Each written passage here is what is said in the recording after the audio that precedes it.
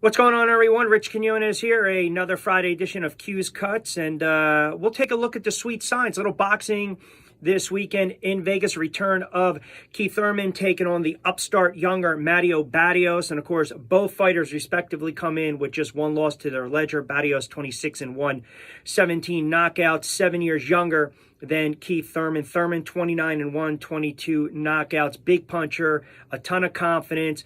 But over the last several years, the inactivity, the age, the injuries, a lot of people suspect maybe starting to catch up with him. Barrios, his only loss was against Tank Davis, and he was pretty gritty in game in that one, ultimately getting stopped in the 11th. But, you know, I saw a lot of guts. I saw some composure. I saw skill. He's tall for a welterweight at 5'10". As we mentioned, he's going up 7 pounds at 147 for this contest against Thurman, who's basically lived at that weight pretty much his entire career.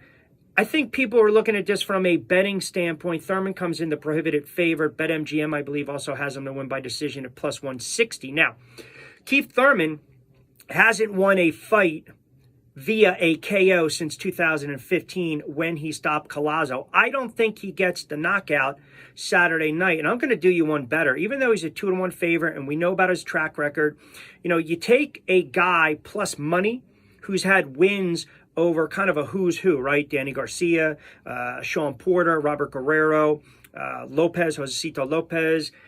That's why I think you're going to see some money late on Thurman, but I'm actually going to go the opposite out.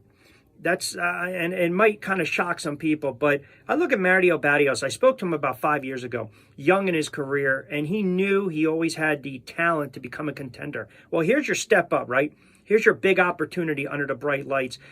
He's got youth on his side, 7 years younger.